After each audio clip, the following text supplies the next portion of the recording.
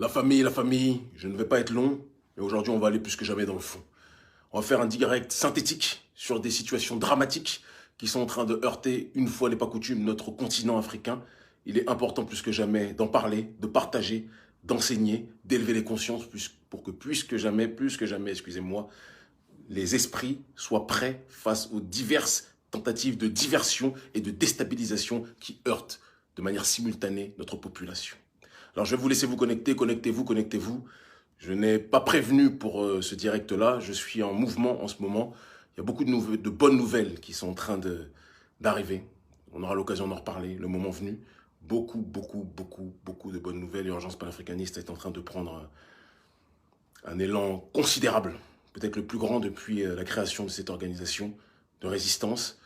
Et le moment venu, donc, on rendra les choses publiques. Connectez-vous, je vous laisse quelques instants et après on va rentrer dans le vif du sujet par rapport justement à la discussion entre Alassane Dramane Ouattara et Boubou Cissé. Et on parlera aussi des pseudo-sauveurs de Barkhane qui ont fait justice en tuant des djihadistes, entre guillemets, qui ont tué, donc d'après les informations qui ont été diffusées, d'accord, nos compatriotes au Bénin. Au Bénin, dans le nord du Bénin en tant que tel, mes compatriotes qui ont été tués, qui ont été assassinés, qui ont été exécutés par des barbares sans nom.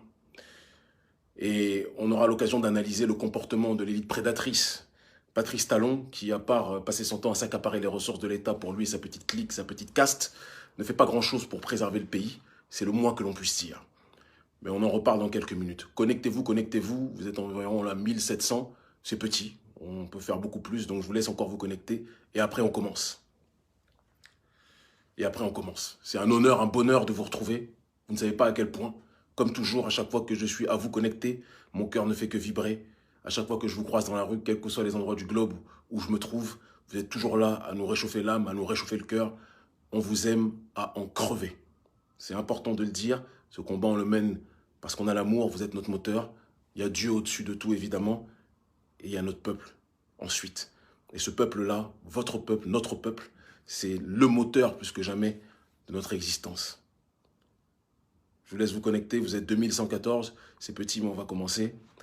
Et donc, comme vous l'avez appris, on a tous écouté, tous entendu grâce au frère Yapi, d'accord? C'est très important de le dire, de le saluer, d'accord?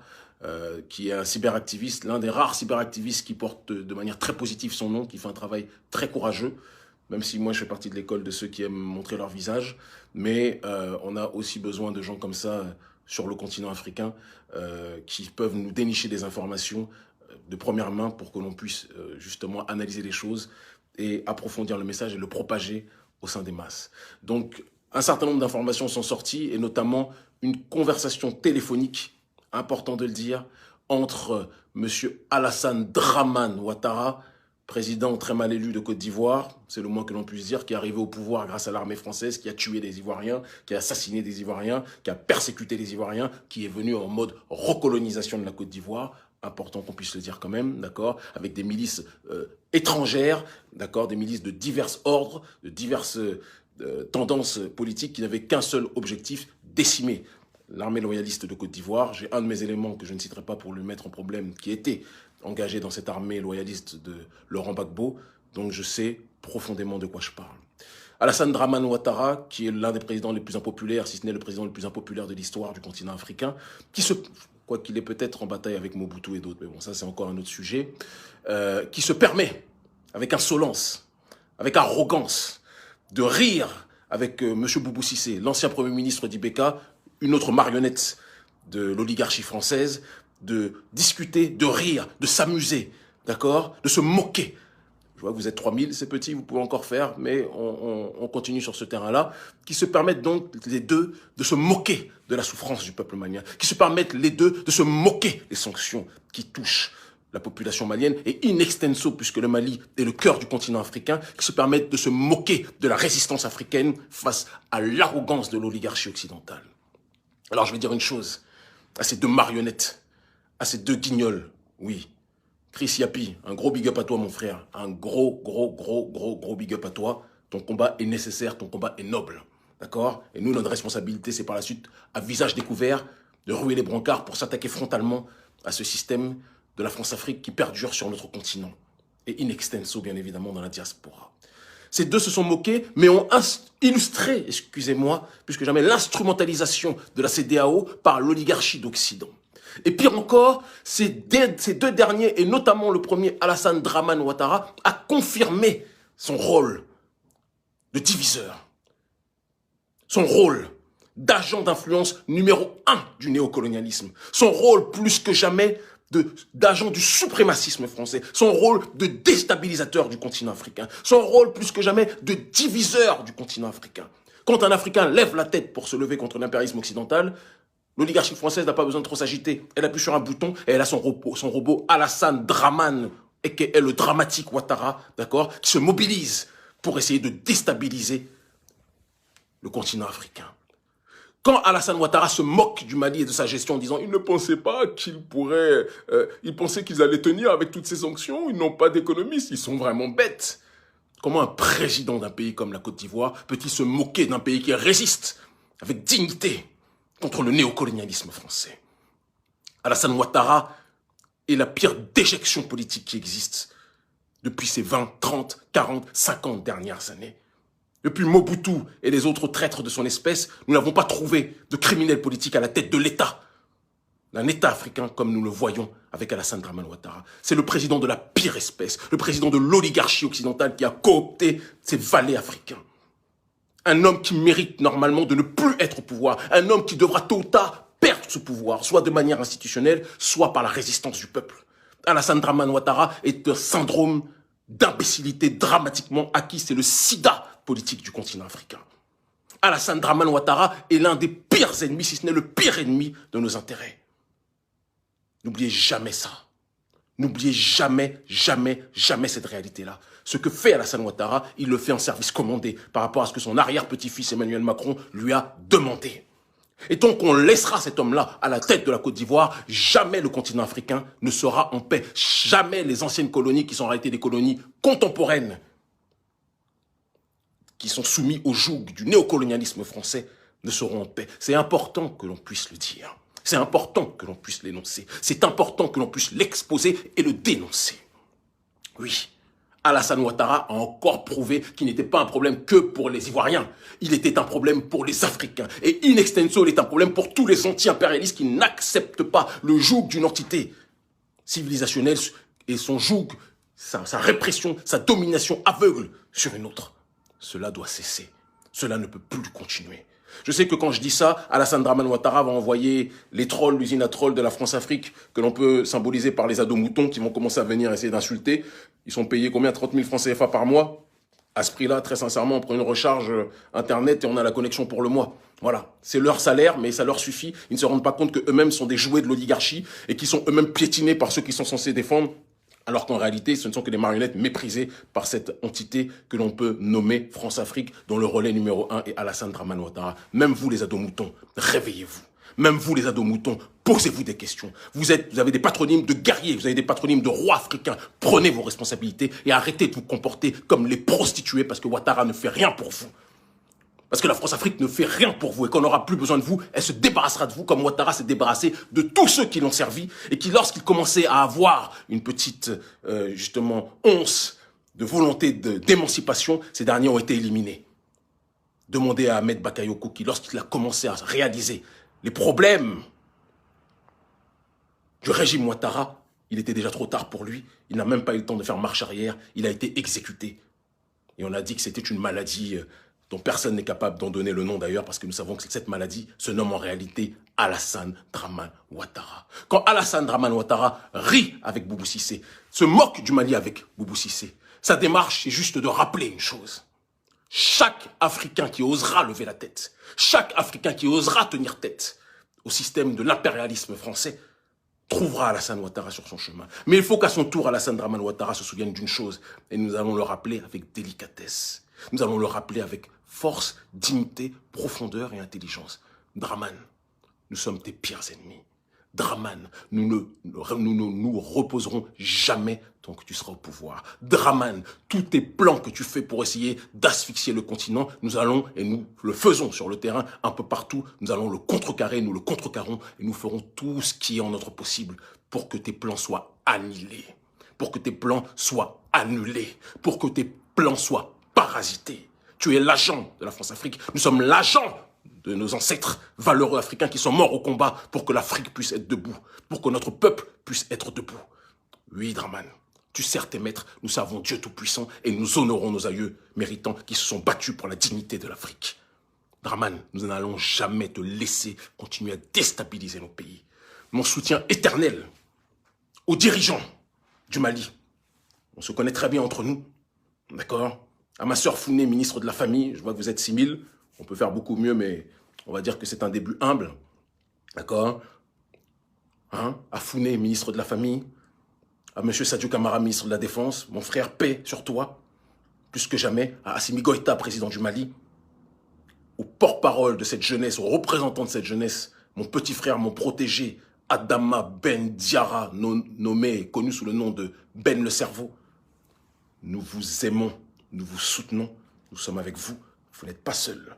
Il va y avoir dans les semaines à venir une accélération sur un certain nombre de choses que tous les services de renseignement qui me surveillent s'en souviennent. On est tellement galants qu'on vous annonce, préparez-vous, mettez votre ceinture, votre cran de sûreté. Les semaines à venir vont être très agitées. Quand on dit semaine, ça peut être mois, peu importe, mais un certain nombre de choses sont en train de se préparer. Draman, tu ne l'emporteras pas au paradis. Draman, tu vas connaître la honte avant de quitter cette terre, avant de transiter dans l'autre monde. Nous allons te faire connaître la honte, le supplice de ceux qui sont les traîtres de l'histoire de leur peuple. Draman Ouattara, à chaque fois que je pense à toi, j'ai une envie de crachat.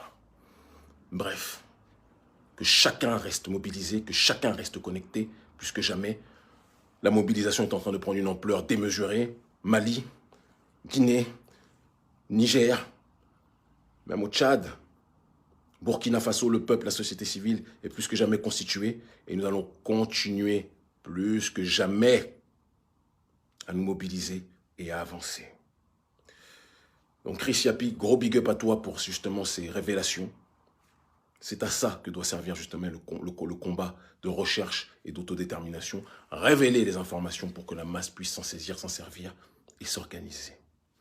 Et j'adresse aussi un grand big up à tous ceux qui sont dans l'appareil d'État au niveau des services de renseignement en Côte d'Ivoire, qui ne sont pas loyalistes à Ouattara, qui même si leurs noms peuvent laisser croire qu'ils sont avec Ouattara, ne le sont évidemment pas.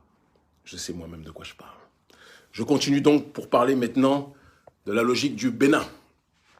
Paix à l'âme de tous nos frères et sœurs qui sont morts assassinés des mains de ces djihadistes mercenaires qui travaillent pour justement les multinationales occidentales. Ces djihadistes qui sont venus exécuter des individus qui n'avaient strictement rien demandé et qui n'étaient pas inscrits dans une quelconque guerre, si ce n'est la guerre pour survivre. Parce que dans notre pays, le Bénin, une minorité a tout, la caste des privilèges de l'autre criminel de Patrice Talon, pendant que la majorité n'a rien. D'accord? Nous savons de qui on parle. Et quand je dis criminel politique pour Patrice Talon, je pèse mes mots. C'est un criminel politique, c'est un pilleur, c'est un dépouilleur, et je n'ai aucun problème à le dire. Et je suis son adversaire politique, et je le serai jusqu'à mon dernier souffle. Que ce soit clair. Que ce soit clair, Patrice. Je suis ton adversaire politique jusqu'à mon dernier souffle. Je l'ai dit au départ, je le dis plus que jamais maintenant, et je ne mourrai pas sans avoir fait en sorte que ton combat et ton régime de pilleurs et de jouisseurs sur les caisses de l'État, en haut de l'État pendant que le peuple crève, que ta caste puisse être effritée, parasitée, et que le peuple béninois puisse retrouver plus que jamais le pouvoir. Je vous le dis, je vous l'annonce, et c'est ce qui se fera, peu importe le temps que cela prendra. Lorsque ces gens sont morts, on a vu apparaître des grands justiciers, qui comme par hasard sont les, entre guillemets, justiciers les plus honnis de la sous-région. Les militaires Barkhane, dont la population africaine de la zone, entre guillemets, francophone, demande plus que jamais le départ. Parce que normalement, quand des gens disent qu'ils viennent éteindre le feu, mais que ce feu ne cesse de grandir suite à leur présence, on se rend compte que ce ne sont pas des pompiers, mais très souvent des pyromanes qui sont présents sur le sol pour, plus que jamais, sécuriser l'accès aux ressources pour les multinationales occidentales et surtout pour l'oligarchie française. Nous ne sommes pas des gorilles. Nous ne sommes pas des idiots. Nous sommes une génération africaine qui réfléchit. Il est temps aussi que chacun d'entre vous compreniez, vous autres qui êtes dans l'élite, dans la caste financière, de l'oligarchie apatride financière, dans la caste des privilèges. Il faut que vous compreniez que le prolétariat, même si nous n'avons pas grand-chose, nous avons un cerveau, nous avons notre courage, nous avons notre dignité et nous analysons ce qui se passe. Ce sont des contrats entre vous, les oligarchies françaises et les oligarchies africaines. Et c'est nous autres qui souffrons pendant que vous vivez dans vos privilèges. Et oui, c'est de ça dont il faut parler. C'est cela que l'on doit répéter. C'est cela que l'on doit, plus que jamais, analyser. Eh bien, Barkhane est venu en mode justicier. Ils ont, paraît-il, exécuté plusieurs dizaines de membres du commando qui ont assassiné les nôtres au Bénin. Et donc, au moment, très intéressant, au moment où l'armée française est plus que jamais honnie, détestée, suite à un travail qu'on a été plusieurs, mais dont l'ONG Urgence panafricaniste a une grosse responsabilité, un travail qui a été effectué dans une logique d'ingénierie sociale pour pousser la jeunesse d'Afrique francophone à combattre cette armée militaire d'occupation qui n'est pas une armée militaire, une section militaire de protection, juste une section militaire de répression, de pillage de nos ressources en tant que telle. C'est ça la réalité. C'est au moment où elle est la plus détestée, l'armée française, que, comme par hasard, elle vient jouer les justiciers et qu'elle vient soi-disant venger l'honneur du Bénin. Et comme on a une élite des plus corrompus, une élite qui n'a comme religion que l'argent, une élite qui n'a comme religion que le profit, d'accord, au détriment de sa propre population. Quand l'armée française lui fait les yeux doux, quand l'armée française lui fait du Bobaraba, quand l'armée française lui fait du Makpuka, et lui dit, on peut travailler ensemble, vous voyez, il y a des méchants, on est avec vous, on se partage les ressources, comme par hasard dans des zones où on devine que des ressources sont en train de poindre à l'horizon. Je sais que quand je dis ça, j'aurai toute l'armada des corrompus, de la pseudo-intelligentsia corrompue de Patrice Talon qui va venir essayer de nous attaquer en nous disant « Oui, comment oses-tu parler ?» Non, nous parlons comme nous voulons. Nous sommes au XXIe siècle. L'Africain ne baisse plus la tête ni devant l'oligarque blanc, ni devant l'oligarque noir. Nous disons ce que nous pensons. Et personne ne nous limitera dans nos propos, que nous soyons nés sur le continent ou dans la diaspora. Nous dirons toujours ce que nous penserons et personne ne nous empêchera d'énoncer les choses avec sincérité, dignité, profondeur et fraternité vis-à-vis des justes, mais hostilité vis-à-vis des pilleurs. Que les choses soient dites, que les choses soient claires. Ce qui se passe à l'heure actuelle, l'opération qui a eu lieu, je prends mes responsabilités pour cela, qui a eu lieu au nord du Bénin, les meurtres qui ont été effectués par des mercenaires, c'est un petit peu comme quand un mafieux vient dans une boutique, il veut proposer son assistance, sa sécurité dans la boutique en échange d'argent. Le propriétaire de la boutique lui dit au départ non. Par la suite, le mafieux, il envoie des casseurs, les terroristes d'aujourd'hui, d'accord, pour attaquer la boutique nommée Bénin. Et lorsque maintenant le Bénin est attaqué, cette boutique est attaquée, elle fait appel au mafieux en disant finalement viens nous aider. Le mafieux va tuer les casseurs qu'il a lui-même engagés pour maintenant pouvoir signer des accords pour qu'ils puissent être présents dans ces zones-là et se replier. C'est parce qu'on a des dirigeants qui ne comprennent rien à la géopolitique. On a des dirigeants comme Patrice Talon, comme Alassane Ouattara, qui pensent que le monde ne se limite qu'à la France, ne se limite qu'à l'Occident.